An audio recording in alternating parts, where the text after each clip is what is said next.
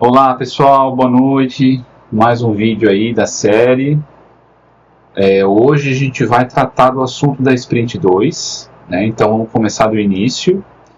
Mas é claro que isso é uma continuação já do que vocês fizeram na Sprint 1, né? Onde vocês usaram ali a persistência na própria memória, certo? Então vocês usavam um map e guardavam os contatos lá, né? A gente fez um exemplo juntos, certo? Agora, pessoal, a gente vai colocar o Postgres, né? Então, vocês estão vendo aí um conjunto de slides. Devem estar vendo também eu estou com o navegador aberto aqui e o editor. Então, eu vou mostrar algumas coisinhas para vocês, tá? Primeiro, alguns informes aí. Vocês estão vendo agora a página da disciplina, aquele repositório onde eu mantenho a documentação, né? E aí eu atualizei aqui o cronograma, estava com umas coisas erradas lá, porque a gente teve, né, essas ausências aí. E então agora está tudo, eu espero que esteja tudo em ordem, tá, pessoal? Vocês olhem aqui o cronograma, podem acompanhar por aqui que está certo, tá? O CIGA também está atualizado, agora com algumas coisas dessa aula, né? Então vocês vão ver aqui a tarefa da lista 4, né, que já está aberta. Vai até terça-feira da semana que vem, tá, pessoal? Fiquem atentos aí, né? Eu vou resolver o exercício 1 dessa lista com vocês hoje, tá? Tem um exemplo aqui que eu vou mostrar daqui a pouco, que é um web app, tá? E esse web app ele usa a API do exercício 1 da lista 4. Então a gente vai fazer o exercício, a gente vai fazer a API bem simples, usando Postgres, usando Docker, né? Vai fazer um container lá, subir. E aí a gente vou mostrar esse exemplo que é um front, né? E esse front ele conecta na API para poder fazer as operações, tá? Sprint 2, né? Vocês vão ter que entregar também na semana que vem. É o projeto, né, pessoal, que vocês estão fazendo em grupo. E a mesma coisa que vocês estão fazendo na lista, que vocês vão integrar lá o Postgres, vocês vão fazer a mesma coisa no projeto, tá? As instruções estão aqui no CIGA, se vocês forem olhar na tarefa, as instruções estão lá, de entrega, certo? E, finalmente, os slides aqui. Quando esse vídeo terminar, eu vou subir ele para o YouTube e vou colocar ele aqui também, tá bom? Coloquei a prova, que é como teve um adiamento na prova, então aqui agora está mais claro, eu fiz um tópico, tá? E eu coloquei ela também como avaliação aqui, ó, tá, pessoal? Então, para não esquecer, então é dia 2 de junho, tá? Essa prova, ela vai ser provavelmente ali no multiprova. Eu iria fazer, minha ideia inicial era fazer no laboratório usando o próprio Classroom, a mesma ideia da lista, né? Ter um repositório, vocês vão lá, tem já um código semi-pronto e vocês precisariam completar o código e passar nos testes. O problema é que eu acho que alguns alunos podem ter problema de ambiente no laboratório, justamente por não estar ali no controle de administrador da máquina. Então não tem como instalar algumas coisas, teria que usar ou o próprio CodeSpaces, né, que de vez em quando eu uso em aula. Mesmo assim é um pouco diferente a configuração, então para não ter problema eu pensei em fazer no próprio multiprova questões objetivas ali. E aí eu ainda vou preparar a prova, tá, pessoal? Por isso que eu não tenho certeza, né? Mas, enfim, coloquem aí na agenda de vocês. Se perder, tem que fazer a reposição depois, né? A reposição, claro, vai ser diferente da prova, né? Então, se puderem fazer a prova normal, melhor, tá? Vamos lá, então, pessoal. O que eu ia falar? Agora vamos falar sobre o aceite da lista 4, que eu deixei uma notícia hoje. Alguns alunos estão confundindo o seguinte, pessoal, olha, quando vocês veem na lista 4 aqui, vocês têm lá um link, né, então deixa eu colocar aqui atividades, probleminha aqui, deixa eu voltar, então, quando vocês vão e clicam na tarefa, vocês têm um link lá, certo? E esse link está no Discord também, né?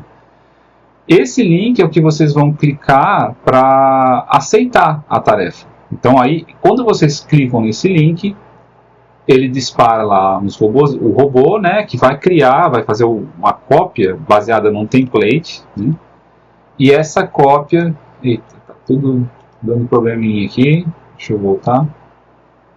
Deixa eu sair e entrar de novo, pessoal. Então, o que acontece? Vocês vão clicar lá e ele vai criar esse repositório. Esse repositório ele segue um padrão de nomenclatura, pessoal, que é mais ou menos assim, ó. Quando eu aceitei, né, a tarefa, para mim, ele cria com esse nome aqui, ó. Vai ter uma organização, né, que é o Classrooms F. Marques Filho, e aí ele vai criar, seguindo o padrão assim, nome da lista, né, que essa lista 4 é a lista 04 Sprint 2, tracinho o meu usuário, tá? Então toda lista vai ser a mesma coisa. E aí esse repositório é privado, né, ele é baseado num template que eu criei. E aí agora vocês têm lá a configuração do Actions, né? Toda vez que vocês fazem um push para ele, ele vai rodar os testes, né? Então, não confunda o link do próprio repositório que é criado depois do aceite, né? Com o link do convite do Actions, então, que eu ia mostrar aqui. Vamos ver se eu consigo agora. Então, quando vocês vêm aqui na lista 4, vou por outro caminho aqui, vai ter lá o link, ó, esse link aqui. Então, quando eu clico nele, ele vai mostrar uma página que já tem o link do meu repositório que ele criou. Ó, esse aqui, tá? Então veja que são dois links diferentes, tá bom, pessoal? Boa, mesmo assim, alguns alunos podem não conseguir acessar, então aí vocês me procuram para eu tentar ajudar, tá bom? O que mais? Então eu já falei da entrega, né? Sprint 2 aqui, ó, pessoal.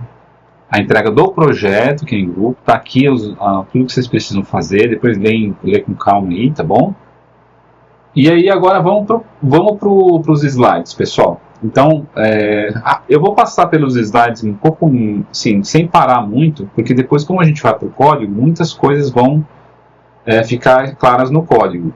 E eu vou tentar, na edição dessa vez, uma coisa que eu nunca fiz, é tentar ir entre slide e código de uma forma mais fluida. Então eu vou e volto, tá bom? Vamos ver se dá certo. Bom, o que a gente vai ver? Por que o map, né, que a gente tinha antes, que era armazenamento em memória, ele não era adequado, né? Isso é uma coisa um pouco óbvia, mas é claro que é bom explicar, né? Por que a gente usa o SQLC, né, em vez de um mapeamento objeto relacional, que seria a sigla aí, ORM? Né? A solução que a gente vai ter, que é o próprio PostgreSQL com o Docker, né? Como é que funciona o SQLC, né, que você vai ter que chamar esse SQL generate em algumas ocasiões, tá bom? O ideal é sempre chamar para você ter certeza que ele está gerando os códigos que a gente já vai explicar. Ele gera alguns códigos que você não pode editar depois, tá, pessoal? Então, ele parte do SQL, código SQL comum, né?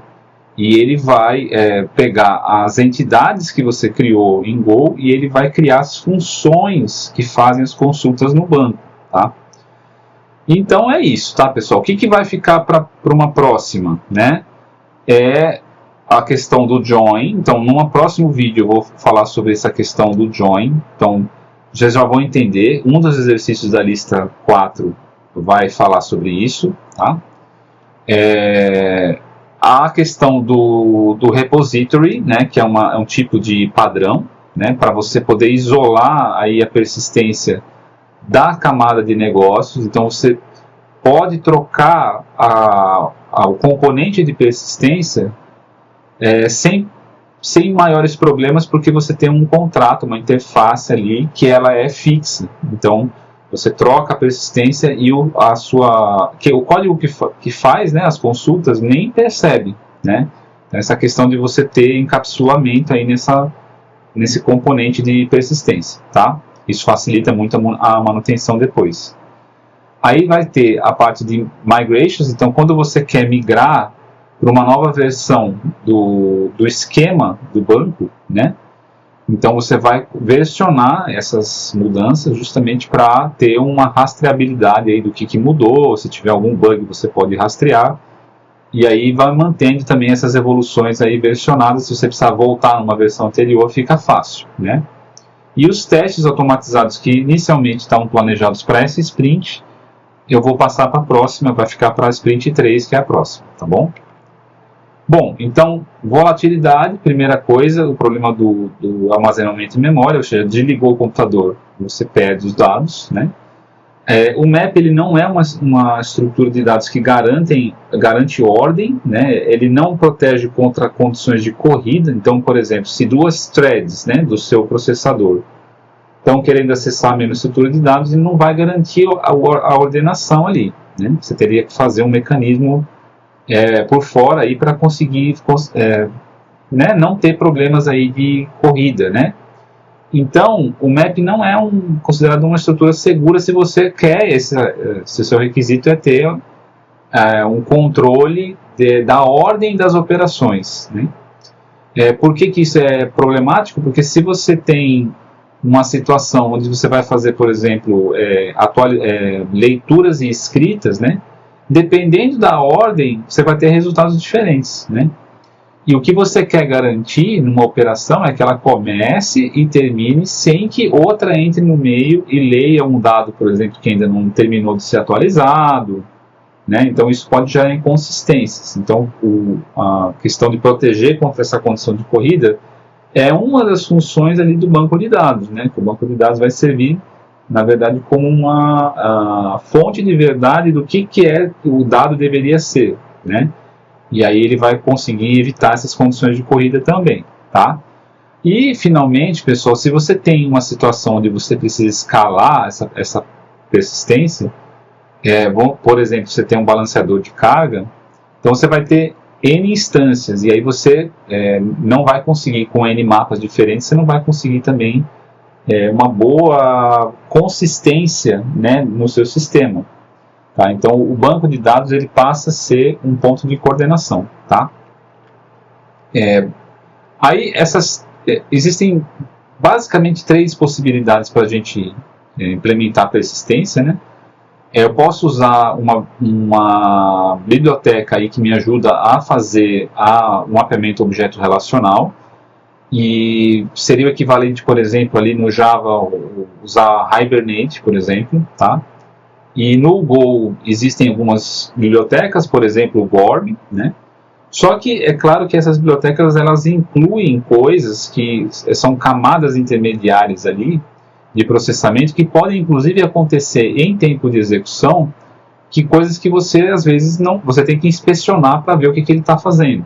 Então tem uma certa, vamos dizer, uma mágica que acontece ali por baixo e que você quer, desde o início desse curso, é uma coisa que a gente está tentando evitar, é usar frameworks muito complexos, tentar entender as coisas por baixo, né, como é que funciona e ir adicionando um pouco mais de complexidade aos poucos. Então, seguindo essa filosofia, a gente não vai usar ORM, né, a gente vai usar o SQL-C, tá? Que é melhor do que usar o SQL puro. Se fosse usar, por exemplo, né, uma biblioteca aí como SQL, porque você simplesmente escreve o SQL puro lá e faz a consulta e depois processa tudo meio que manualmente, né? O SQL-C ele já facilita algumas coisas, como a gente vai ver. Uma das coisas que eu acho que é o principal é a checagem de tipos. Então, quando você tem um tipo lá do seu banco, ele vai conseguir bater esse tipo com o seu tipo Go, da sua variável, da sua estrutura de dados, tá bom? Bom, aí a explicação é essa, né, que a gente estava falando, por que não a gente não vai usar o mapeamento objeto relacional. Não quer dizer que mapeamento objeto relacional seja ruim, ele é uma coisa boa, né, e ele é realmente uma mão na roda em muitas situações. Como o nosso objetivo é didático, então a gente vai evitar, tá bom? Mas não achem que é ruim, tá? Vocês podem usar em projetos por aí, e a gente só nesse contexto da disciplina a gente vai para o SQL-C, tá bom? Aqui tem um exemplo do que é o SQL-C, como é que ele funciona, tá? E eu já vou mostrar no código, deixa eu fazer isso, que aí eu acho que fica mais fácil, tá? De entender. Então, pessoal, deixa eu ver aqui. Tá aqui, pronto. Nesse repositório, então, esse é um repositório de apoio, né, da disciplina, onde ficam os slides e onde fica o código que eu faço em aula, tá, pessoal? não é o mesmo repositório onde está cronograma, essas coisas, eu deixei separado, tá? Então, esse repositório tem um link lá no SIGA, se vocês não encontrarem por alguma razão me manda aí, mas é Web Backend em Go, dentro também daquela organização Classroom F. Marx Filho, tá? Onde ficam as listas, né? E então você vai aqui nesse 07 e você vai ter nessa pasta Backend, essa solução aqui, isso que está aqui, é a solução do exercício 1 da lista 4, tá? Então, deixa eu mostrar como é que funciona. Aqui vai ficar uma pasta eu estou seguindo um padrão, né, do Go, de estrutura das pastas, tá? Aqui vai ficar o main, né, então uma pasta cmd / API, tá? A gente já vai mostrar ele. Aí no banco, essa pasta aqui, db, que eu queria mostrar, tá? Quando vocês têm essa pasta, eu separei aqui duas subpastas, uma é a queries e a outra é schema, tá? Essa schema aqui, ó, se você for ver, eu clicando 001 contacts, né? Eu coloquei esse 001 aqui de propósito, tá? Porque depois a gente vai começar a versionar o esquema. Vamos supor que eu quero modificar o esquema do banco, quero adicionar algum campo ou alguma coisa assim. Então eu posso agora criar um 002, por exemplo, tá? Então por enquanto eu tenho um só. E olha só o que é que eu tenho aqui. Eu tenho um comando SQL puro, normal, tá? Que o Postgres aceita, né? E ele vai criar a tabela, tá? Se ela não existir, né? E essa tabela é uma tabela de contatos, seguindo aí o exemplo dos contatos, né? Então veja só que aqui é um ID serial, né? Porque ele vai começar a incrementar esse ID. À medida que eu vou inserindo novos contatos, ele vai incrementando, então por isso que é serial.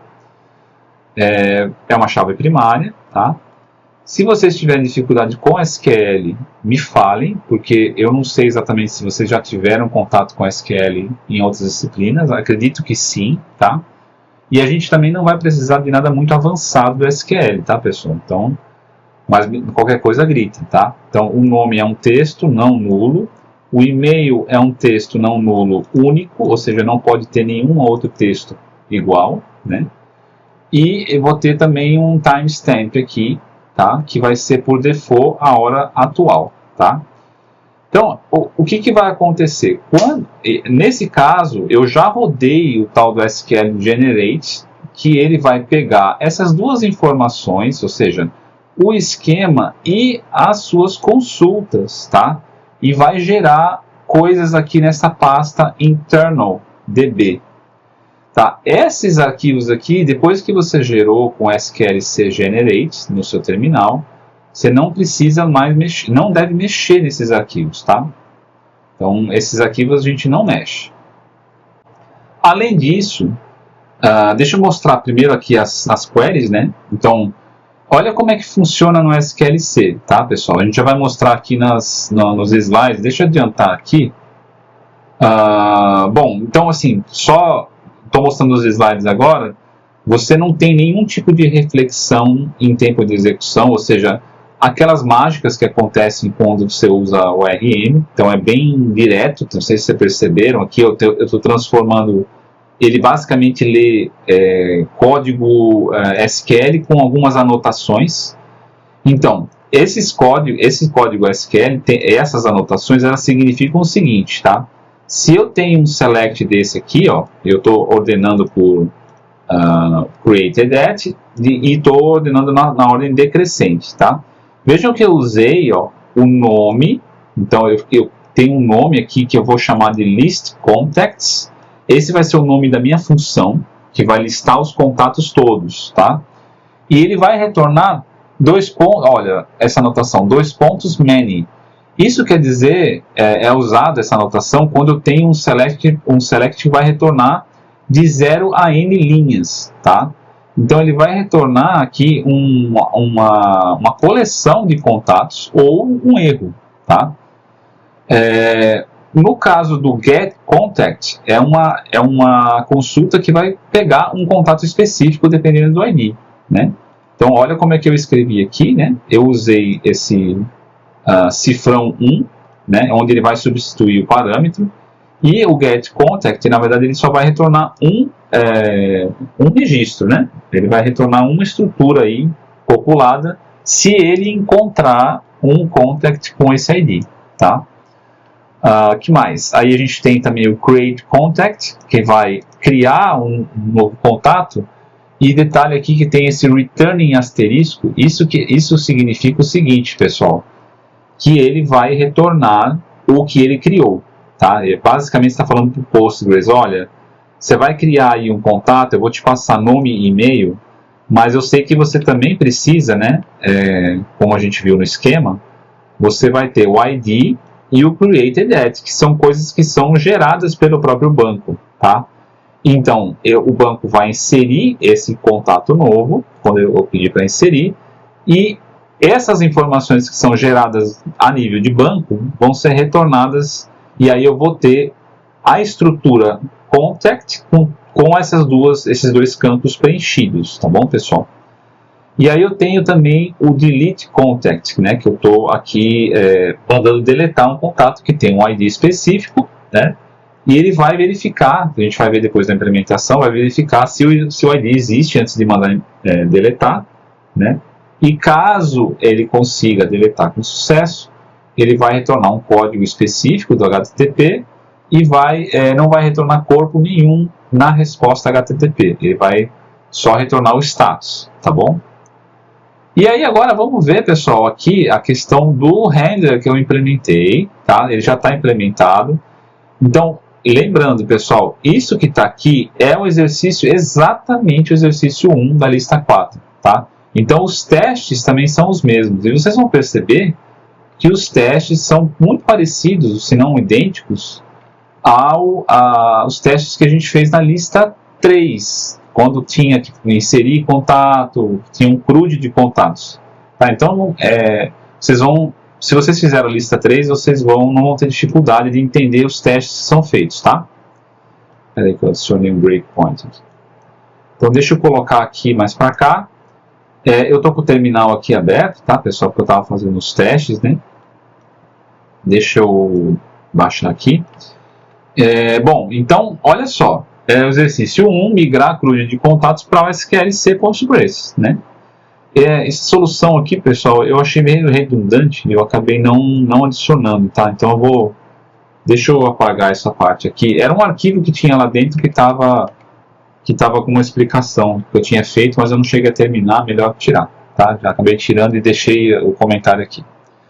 Mas basicamente vocês vão ter um getContact, então, se ele retornar toda a lista, que seria a lista dos contatos, ele vai retornar 200 como status, né, se der tudo certo.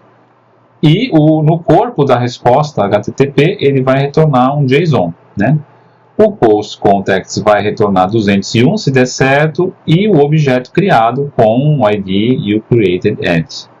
O getContact /ID tem que retornar 200 se der certo, né? Se ele conseguir achar, ou 404 se ele não achou. O deleteContactID vai retornar 204 se deu certo, ou 404 se ele não conseguiu encontrar o contato com esse ID, tá? Muito bem. Aí vocês vão ter aqui, lembra daquela questão, as mesmas coisas da lista 3. Vocês têm funções auxiliares que vão implementar aquela RFC que eu falei para vocês, né? Da questão de escrever os problemas, mandar os problemas, né? Os erros usando um padrão, né? No HTTP. Então eu tenho os detalhes do problema, do mesmo jeito que eu já tinha antes, né? Na lista 3. Escrever o problema, ele vai escrever dependendo do que ele recebeu.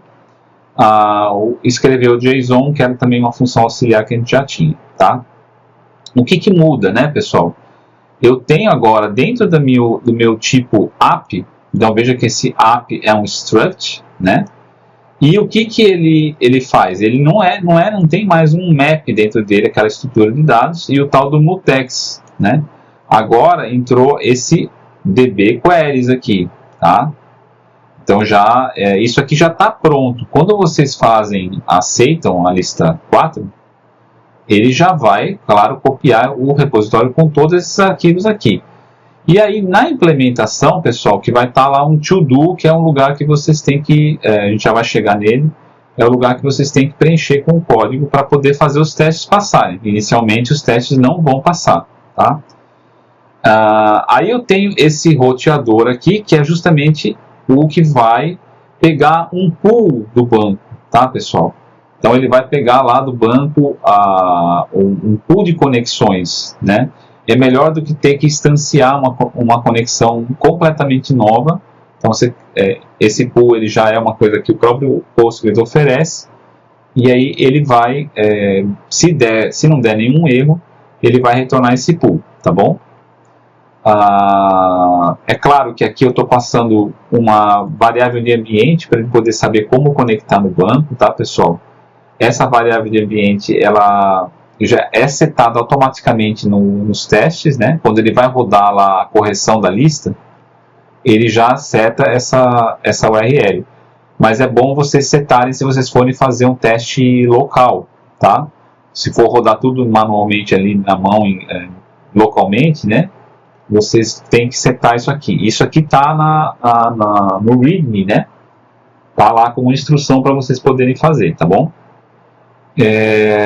Legal. Então, agora, esse aqui é um router que é usado somente pelos testes, tá? Uma variante que é usada pelos testes. Veja que eu estou usando CAI aqui, né, pessoal? Então, ó, quando eu tiver um get in contacts, eu vou usar o meu list contacts. Esse list contacts é justamente um método, né, pessoal, que foi criado ali é um handler, né, que foi criado já no template, e vocês só precisam preencher. Vocês vão ver que tem um to-do aqui, tá?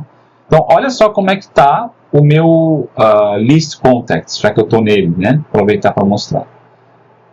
Eu vou fazer eu tenho o meu a minha variável que está guardando o meu app, né? Depois eu coloco aqui o campo acesso, né? O campo queries e o método list contacts. Eu falo método, né, pessoal? Porque veja que ele tem aqui esse receiverzinho aqui, ó, tá? Então, ele tá... o que ele vai receber? Ele vai receber justamente um contexto, ó, tá? Que esse contexto é o que está sendo passado aqui, ó, né? E aí, se der algum erro, né, ele vai escrever esse erro, vai retornar o status, né? Status internal server error, vai retornar esse problema. Caso não dê problema, né, nessa chamada aqui, ele vai testar o seguinte: se não há nenhum retorno, ou seja, não há nenhuma linha, né, que foi retornada, o meu contacts vai acabar recebendo nulo, né? E nesse caso, eu não quero deixar nulo. O que eu quero é que o JSON, quando ele for retornado, ele volte com vazio. Veja que nulo é diferente de vazio, tá, pessoal? Então, o que eu faço? Se eu vejo que a minha consulta não retornou nenhum contato, eu vou botar um DB contact vazio aqui, ó. É uma lista de contact dessa estrutura aqui, que eu já tinha definido, tá? E ela tá vazia, veja. Tá? Então isso aqui é como se eu estivesse falando assim, ó, isso aqui é um array de contacts que está vazio, tá, pessoal? E aí ele vai atribuir para o meu contacts aqui, essa coleção vazia, tá? E finalmente vai retornar, agora com status ok, justamente esse DB contact. Se vocês forem olhar o que faz o write.json, ele vai colocar no header lá, olha, estou retornando agora uma resposta cujo content type é application.json. Ele vai escrever isso no header e vai mandar fazer o encode, tá, para JSON. É basicamente isso, ele vai escrever, né? Então, agora vamos ver aqui o create contact, pessoal. Lembra que o create contact eu ia receber aqui, né, um corpo, né? Então esse corpo aqui tem essa estrutura, tá? Aí ele vai validar isso, né? Primeiro ele vai validar se eu consigo, né, interpretar o JSON que foi mandado para mim. Lembra que para criar um contato ele vai ter que mandar no pedido HTTP, ele vai ter que mandar um JSON, tá? E esse JSON vai ter que ter esses campos aqui, name e e-mail. O que eu estou fazendo aqui é basicamente criar uma estrutura para isso, tá? Essa estrutura vai ser passada, o ponteiro para ela, na verdade, né, vai ser passada aqui no decode, né?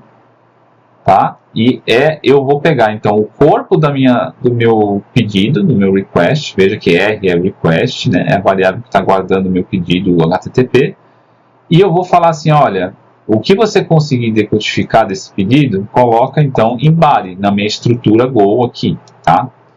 Se eu tiver um erro, ou seja, ele for nesse processo de fazer essa chamada aqui, eu tiver um erro, né? Então agora eu vou escrever esse erro, vou falar, olha, você me mandou um pedido inválido aí, tá?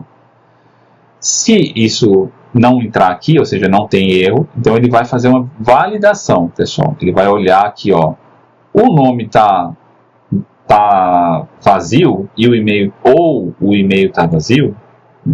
Então agora eu vou falar, ó, não consigo processar sua entidade, manda já um problema diferente. Ó, veja que o status mudou, não consigo processar, o nome e o e-mail são necessários.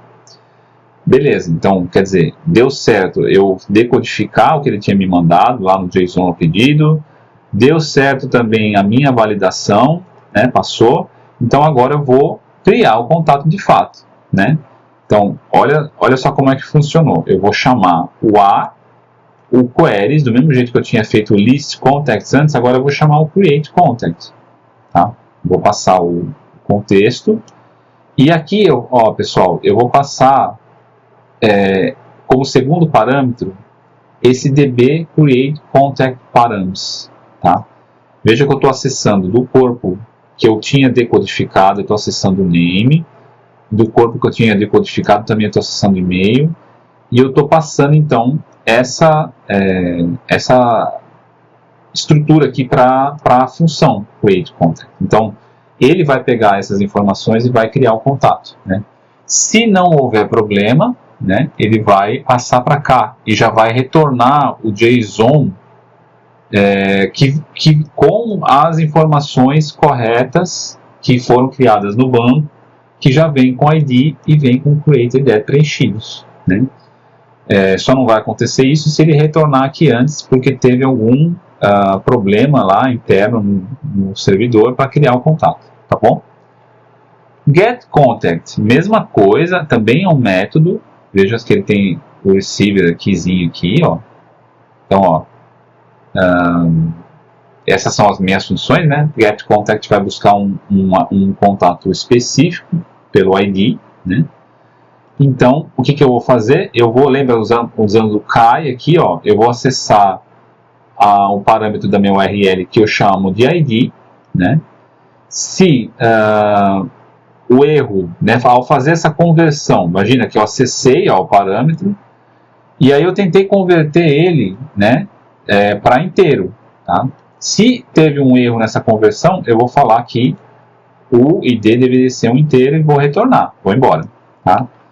Caso contrário, né, eu venho aqui para o, se eu continuar, eu venho aqui para o get contact, eu chamo o get contact, né, agora passando aqui o meu ID, tá? Eu consegui fazer a conversão, então eu tenho certeza que essa chamada aqui vai dar certo, né? E aí eu vou ver se eu tenho aqui um erro, né, quando eu vou acessar esse contato. Então o que acontece? Se o meu erro é diferente de nulo, então eu vou ter o seguinte coisa, ó, pessoal, esse erro eu vou ter que verificar, tá? Se ele é um erro que é específico do Postgres, né, nesse caso, de que eu não tenho nenhuma linha retornada, isso quer dizer que ele não achou aquele contato que eu passei o ID, ele não encontrou. Então eu vou responder status not found, né, e eu vou falar que o contato não foi encontrado, tá? Caso contrário, se isso aqui não é desse tipo, então é um outro erro. E aí eu vou falar, olha, não consegui pegar o contato, e eu retorno. E se isso não, então, não acontecer também, quer dizer então que o meu erro aqui, eu nem entrei aqui, ou seja, não havia erro. Eu consegui encontrar o contato que eu queria, e aí eu vou só escrever o JSON aqui, ó, status ok, passando o contato que eu consegui buscar no banco, tá? E finalmente, pessoal, o delete contact, né? O delete contact, ele vai fazer a mesma coisa, ele vai tentar converter aqui, acessa, né, o campo ID que foi passado na URL, tenta converter ele para, como é que se fala? Para inteiro. Se der algum problema de conversão, ele vai reclamar, assim como no outro, né, no anterior aqui, no get contact. E aí ele vai fazer o seguinte, ele vai fazer duas coisas. Primeiro, ele vai tentar achar esse contato, né? Se ele vê que não teve, não conseguiu encontrar esse ID, né, desse contato, ele vai falar que ele não encontrou. Ele não vai falar que ele conseguiu deletar. Ele vai retornar um erro que é muito mais útil para o cliente, né? E se não for um erro desse, a mesmíssima coisa, ele vai falar que teve um erro interno do servidor, porque aconteceu algum erro lá, e não é um erro de que não tinha, não voltou nenhum registro, tá? Caso não tenha, então, né, caso ele consiga achar esse contact, então, e ele não entrou nem aqui e nem aqui, ó, tá? Na verdade aqui, ó, ele entrou aqui porque o erro é diferente de nulo, certo? Então aqui é sempre quando o erro voltar diferente de nulo, ou seja, teve algum erro, ele vai entrar neste bloco desse if. Aqui ele verifica se é um problema só porque não tinha, não voltou nenhum registro. E se isso aqui não retornar, ele vem para cá porque provavelmente esse erro então era um outro erro. Se não acontecer esse return, então ele continua aqui. Aí ele vai falar, sabe que existe esse contato, ele vai chamar o delete contact passando o ID, né? E de novo ele vai verificar se teve algum erro. Se teve algum erro, ele vai retornar que teve uma falha ao deletar. Se não teve nenhum problema, né? Então ele não retornou, ele vem para cá. E olha que interessante, por padrão, pessoal, quando você deleta a convenção REST para o bem-sucedido, retornar, não retornar nenhum corpo, vocês só vão retornar o cabeçalho da resposta HTTP, e nesse cabeçalho vocês vão colocar 204, né, que é o código que deu certo o delete, né, status no content, tá? E não vai ter nenhum corpo, tá? Então por isso que eu estou chamando aqui write header, tá? Eu não estou colocando write JSON. Então veja que no caso do delete ele não volta nenhum corpo na resposta HTTP, tá certo? Boa, pessoal. Outras coisas importantes, agora deixa eu voltar para os slides, ver se tem alguma outra coisa que eu não mencionei, tá? Então voltando aqui, o SQLC, quando você roda aquele SQL Generate, ele vai também verificar a questão dos tipos, né? Então isso é uma validação a mais ali em tempo de compilação para você não ter problema, tá? Aqui, então, isso que eu estava explicando para vocês escrevem aqueles dois arquivos que eu mostrei, né? O contacts com as chamadas, nesse caso todas os SQLs, ou seja, as consultas, né, do meu CRUD, e em cima da entidade de contato. Se eu tiver outra entidade, como vocês vão ver aqui na lista 4, tem exercícios que adicionam uma entidade de telefone, por exemplo, né? Aí você vai ter um outro arquivo aqui. Dessa forma, começa a ficar bem organizado, porque cada entidade tem um arquivo separado com as suas consultas, tá certo? E o esquema aqui, ó, também específico da entidade de contatos. Eu tenho aqui a estrutura da tabela, né, que vai ser criada no banco de dados. Quando eu clico eu executo o SQL Generate, ele vai criar esses arquivos internos aqui, como eu falei, tá? Esses outros arquivos que você não mexe, tá? Outra coisa, pessoal, quando vocês forem, então agora, né, quando vocês forem testar, tanto localmente como no Actions, né, o que a lista 4 faz? Ela sobe lá um container Docker, né? Localmente vocês vão fazer a mesma coisa. Então esse é o comando, tá? Para vocês subirem o container, né? Aqui alguns detalhezinhos aqui de como é que ele funciona, mas basicamente vocês vão instanciar um Postgres, né?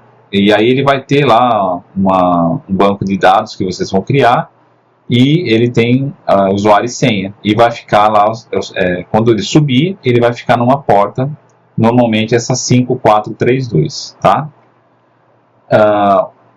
Duas possibilidades aí, pessoal. Ou vocês podem, depois que vocês fizeram esse comando, ele vai criar o container no Docker. Então, primeira coisa, né, pessoal, vocês têm que instalar Docker. Docker, eu recomendo instalar o Docker Desktop, né, que dá para usar gratuitamente. Então, aí, dependendo do sistema que vocês tiverem, vai ter instalação, né? E aí vocês abrem o Docker primeiro, senão não vai funcionar, né? Tem que abrir o Docker Desktop lá.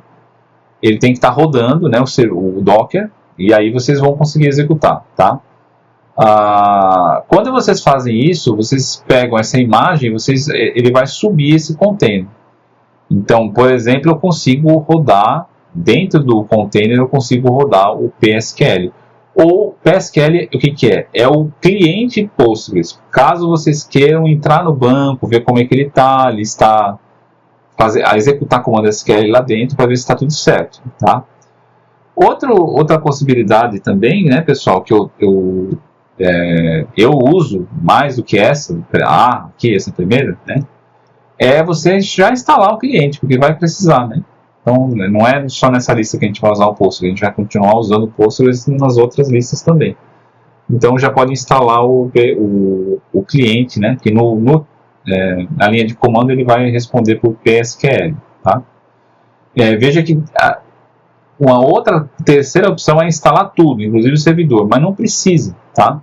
Porque como vocês estão usando o container, basta ter o container, não precisa instalar localmente também o servidor, tá? Inclusive pode ser que às vezes pode ter algum conflito, então instala só o cliente por enquanto, né? E aí usa o servidor, você usa o que está na imagem do container Docker, tá? Aqui é como que vocês instalam, né, o cliente Postgres aí em vários sistemas, tá? Quando vocês instalarem, vocês podem rodar esse comando aqui no terminal, e vocês, para ver se eles se instalou direitinho, ele vai responder com a versão, tá? Por que o Docker, né? Então, você garante aí uma uniformidade entre se você está numa equipe, entre os desenvolvedores daquela equipe, porque todo mundo está rodando a mesma imagem, a mesma versão de banco, mesma versão de compilador, né?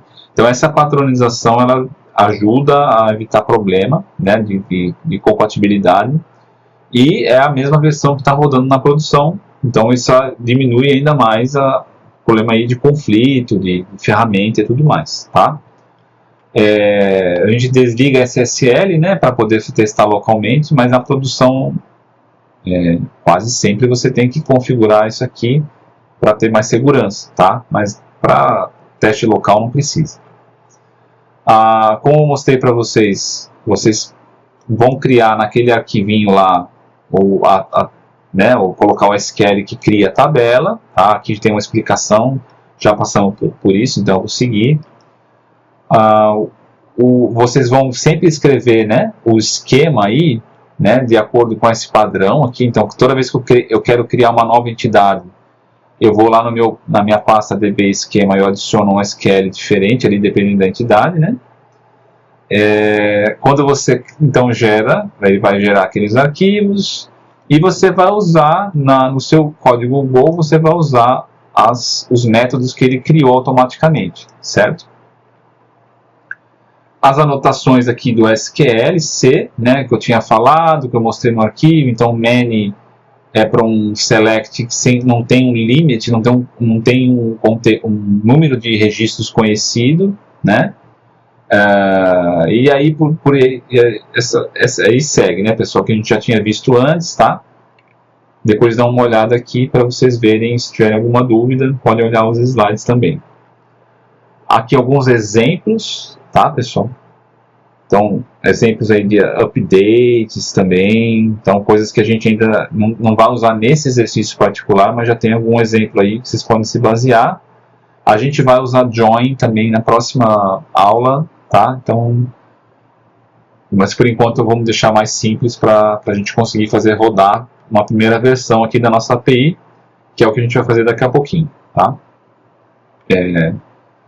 O returning asterisco é aquilo que eu tinha falado, né? Que retorna o contato completo, lá depois de criar o ID e o timestamp. Os parâmetros posicionais é importante saber que é diferente do MySQL ou do SQLite, então colocar sempre usando cifrão, e é bom que você pode reaproveitar, né? A vantagem é essa, você pode reaproveitar em vários lugares. Se você tem um SQL mais complexo, por exemplo, você pode reaproveitar ele, aquele parâmetro, né, em diferentes lugares do seu SQL. Aqui o mapeamento de tipos que o próprio SQLC vai fazer questão de checar, mas esse é mais ou menos o mapeamento aí do que você vai conseguir entre os tipos lá do seu banco e os tipos das variáveis que você tem no seu programa, tá bom? Veja um cuidado especial aí de colunas que podem ser nulas, né? Então, como a gente viu no código agora há pouco, eu usei um tipo específico para ver se o Postgres tinha retornado, por exemplo, uma lista vazia de contatos, né? Ou não tinha encontrado um contato. Então, quando vocês olham aqui, quando a gente olha aqui, né? Busca por um ID, né? Get contact por um ID, ele vai olhar, né? Se aquele quando você buscou, se aquele contact existia. Como é que ele faz? Ele olha um erro específico do Postgres. Veja que se eu fosse só olhar nulo, eu não conseguiria olhar com essa precisão de saber que, tá, então ele não achou nenhuma, não é que teve um erro genérico, que, sei lá, o banco não está de pé, né? Não consegui conectar no banco. Ele não achou mesmo nenhum registro. Então o Postgres e o driver que o Go usa para conectar no Postgres, esse driver ele tem os tipos já de retorno do Postgres que você pode inferir no seu código Go, que é esse caso aqui, ó, tá? Então esse PGX aqui é o driver que a gente instanciou, né? O driver que conecta no banco, tá? Muito bem, então vamos seguir. Isso é o que eu ia falar, né, nos slides aí, ó. O nulo é diferente de not null, né? O que é anulável é diferente de not null, melhor traduzindo. Então, quando a não ser que seja uma chave primária, ou eu explicite no meu SQL not null, o meu banco vai assumir que eu posso colocar nulo naquele campo, tá? Então veja como é que fica quando ele faz a tradução. Meu SQLC Generate, ele faz a tradução lá e cria então um modelo para mim do produto aqui, que seria o que ele vai popular, né, quando ele retornar alguma coisa do banco. E isso aqui, então, veja que string aqui, nesse caso, ela vai ser verificada, né, se ela não é nula, certo? E aqui eu posso ter a situação, nesses outros campos aqui, eu posso ter a situação de ter nulo. Então, colunas que são anuláveis, elas vão para o código Go, então você é forçado a lidar com o caso do nulo. É bom, né, porque evita problemas, às vezes, de você acessar um ponteiro, né, pessoal, que tem um nulo lá e você vai tentar acessar e você não vai conseguir, tá? Então, enfim, a dica aí para vocês, quando vocês puderem colocar o not null, melhor, porque aí o próprio código Go seu vai estar preparado para verificar se aquilo está nulo ou não, tá bom?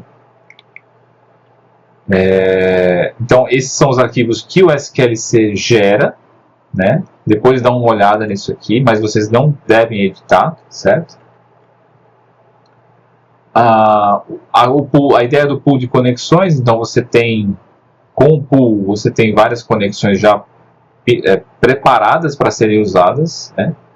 Então você não precisa ficar esperando demais, tá? Então por isso que a gente usa um pool, né? E são conexões que já estão estabelecidas, então a gente economiza ali o tempo de abrir a conexão TCP, no caso, né? E aí isso vai dar uma diferençazinha depois de tempo, com certeza, tá? Mas é praticamente imperceptível no caso de um teste local, né, pessoal? Mas, assim, claro, uma situação de produção você vai querer ter esse pool para facilitar, inclusive para não ter nenhum tipo de problema ali nas conexões de banco, tá bom? A estrutura aqui do projeto da Sprint 2, então, mais ou menos a mesma da própria lista, né? Tá? Então, vocês vão ver bem parecido, tá? O que vai vir na próxima aula, a gente vai mexer com os joins, né? Que por enquanto nessa aqui a gente não fez isso. Então, na próxima a gente vai introduzir aí que um contato ele pode ter N telefones, tá? E para isso a gente vai ter que criar uma tabela telefones, né? E vai ter que referenciar, então, a cada telefone vai ter que referenciar para manter a normalização. Não sei se já fizeram banco de dados, né? Manter a normalização do banco. A gente vai ter que criar uma tabela separada que referencia, então, o ID do contato, né? E quando eu apago um contato que tem telefones, eu deveria apagar os telefones que estão associados a ele. Por isso que eu tenho aqui um on-delete cascade, tá? Mas isso a gente vai ver na próxima aula, tá, pessoal? Muito bem, muito bem.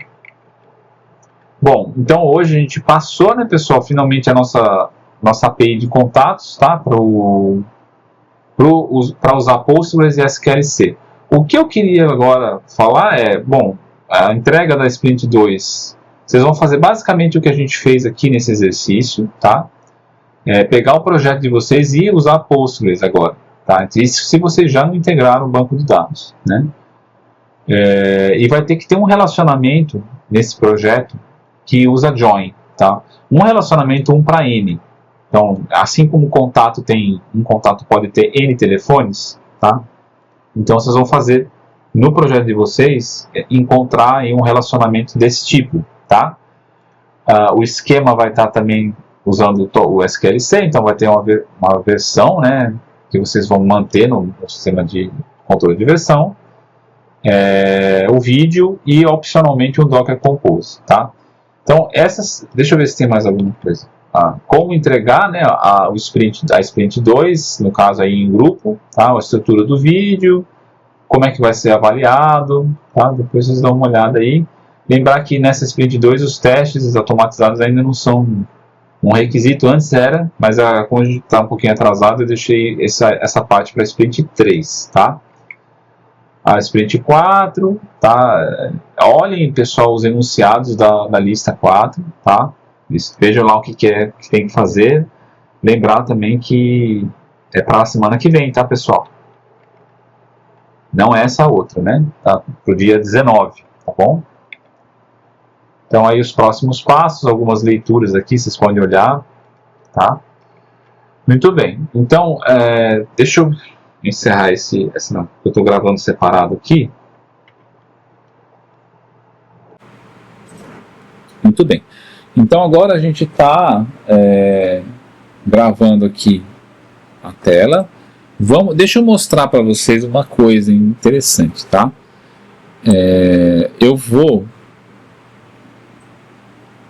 Eu já tinha rodado, né, os comandos aqui. Então, deixa eu limpar esse terminal. Deixa eu ver como é que está meu Docker. Eu vou botar o Docker aqui para vocês verem, tá? Ó, o Docker meu não tem container, eu apaguei de propósito, mas ele está rodando. Vocês veem aqui, ó, engine running, né? Então ele está esperando aí você fazer alguma coisa, né? Quando eu venho no meu código, eu vou rodar aquele comando lá, pessoal. Na verdade, o que eu vou fazer? Eu criei aqui para esse um Docker Compose, né? Por quê? O que esse Docker Compose faz? Ele vai orquestrar a subida de 2 serviços, basicamente. O meu banco de dados, está aqui. o meu back-end, 2 não, 3, o banco de dados, que aqui está como DB, que é o próprio Postgres, ele vai ficar na porta 5432, né? Aí eu tenho o meu back-end, então isso pode ser útil para vocês no projeto, que vocês talvez estejam implementando um front, então isso agora vai fazer sentido para vocês o que eu estou mostrando aqui. Então eu tenho um serviço que é o back-end, esse back-end é exatamente a API de contatos do exercício 1 da lista 4, é exatamente isso, tá? É isso que eu mostrei para vocês agora, essa implementação. Então isso é a API, tá? Veja que tem aqui já para ele criar a tal da variável database URL configurada bonitinho. Veja que bate, né, o usuário e senha do banco à porta, tá? Enfim, o próprio banco, né, essa aqui, certo? Então, veja que quando eu criei o banco, eu também usei essas informações, ó. Tem usuário, senha, tem que bater tudo, tá? Porque aí o seu back-end, quando ele for rodar, ele vai conectar direitinho no banco. E o back-end, ou seja, a API vai ficar em 80/80. E eu fiz um front aqui, né, que usa Svelte, tá?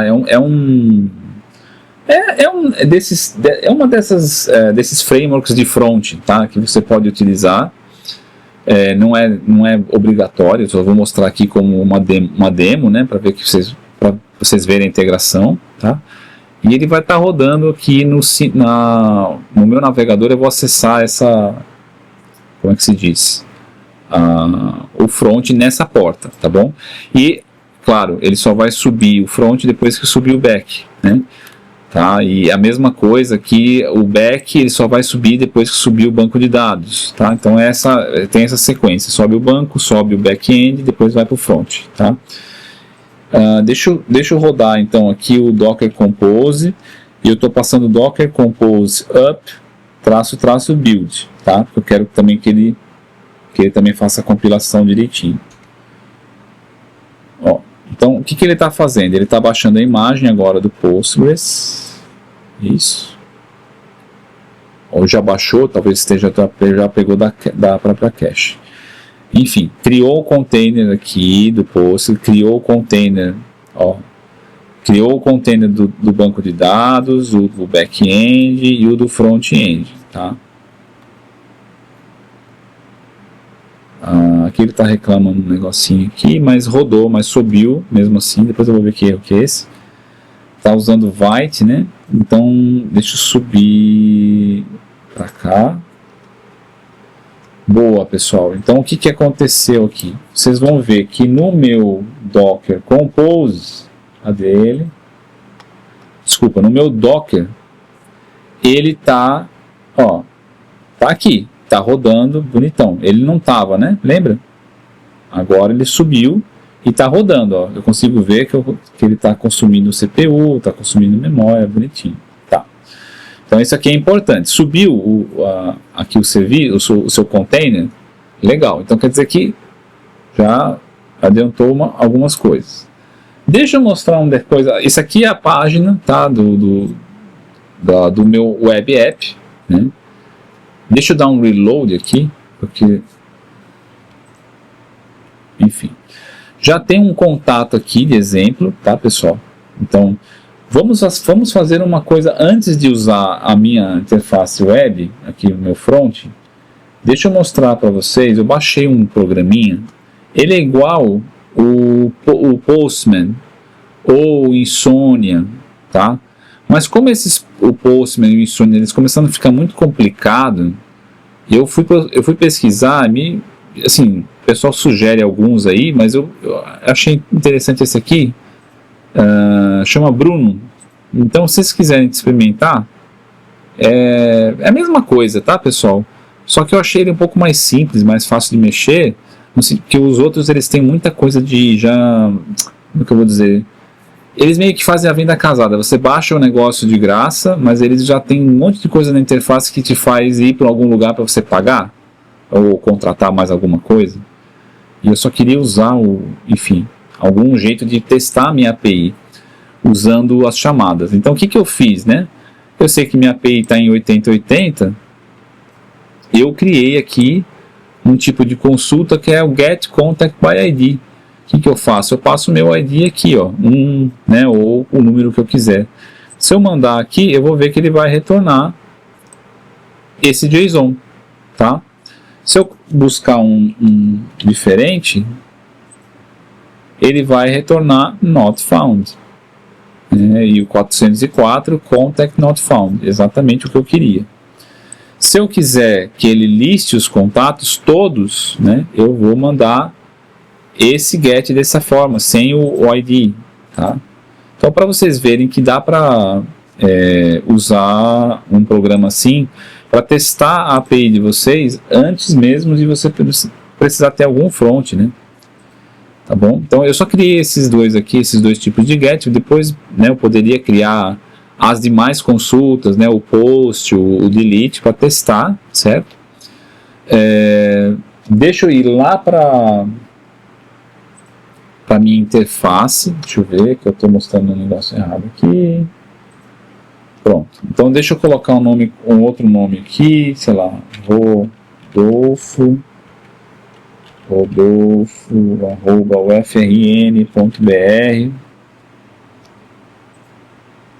Adicionou. Vou adicionar aqui laura@ufrn.br.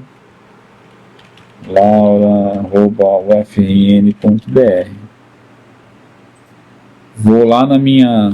Então, por enquanto, ele está mostrando tudo lindo aqui, né? Vamos ver se está tudo certo mesmo, né? Fazer um list contacts aqui, ó. Agora ele manda todos os meus contatos, inclusive os que eu adicionei recentemente, né? Legal. Se eu apagar alguém aqui no meu front, vou apagar o Rodolfo. Vou apagar o Fernando, vai. O Fernando não está mais aqui. Aí eu venho. Se eu listar novamente, não está mais o Fernando. Tá? Veja que o ID continua consistente para aqueles que eu não apaguei, né? E se eu adicionar mais alguém, ele vai... vamos colocar aqui José@ufrn.br.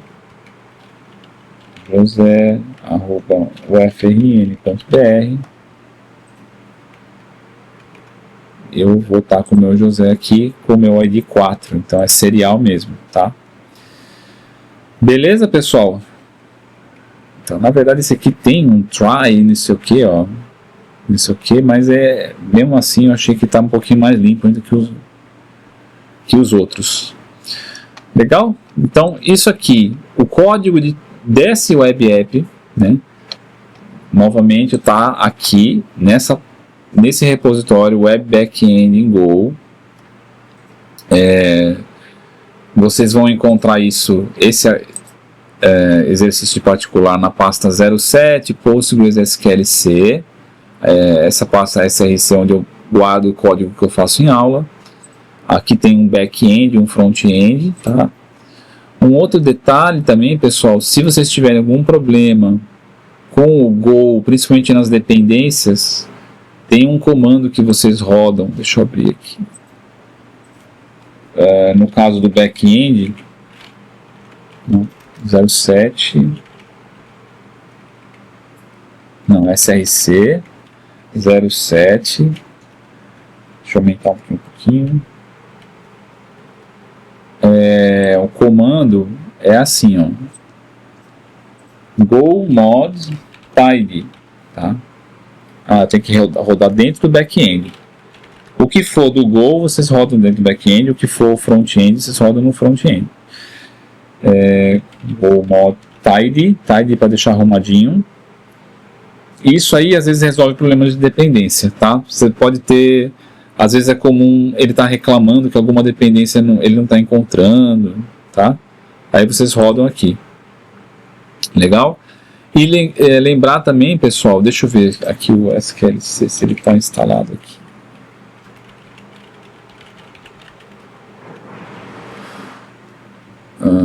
Mas tá, acho que não tem version dessa forma.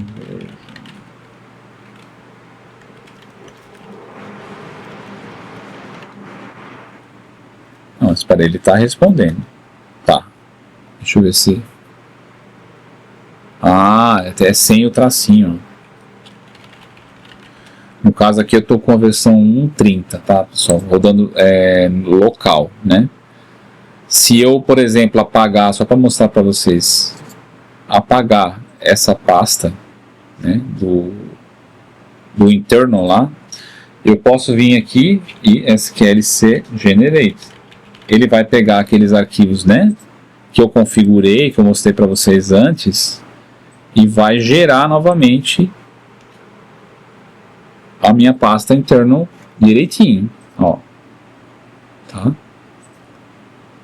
E dessa vez, como eu não estou pegando o que já estava na versão anterior, ele modificou realmente alguma coisa aqui. E eu vou, mas continua rodando tudo certinho. Quando eu quero derrubar o meu serviço, eu vou dar um docker compose down. Ele vai parar tudo, tá? Então, para vocês verem que está tudo funcionando, mesmo com essa mudança que eu fiz o SQL generate aí, vou subir novamente. Peraí, que eu passei do comando. Não, é porque estava no outro. Peraí. Pronto, aqui vai subir tudo bonitinho. Essa questão dos containers também está configurado na lista, né? Então, toda vez que você modifica o exercício da lista, ele vai rodar instanciar um container, né, lá no GitHub, e vai rodar os testes e vai te dar um resultado, tá? Veja que como eu não destruí assim o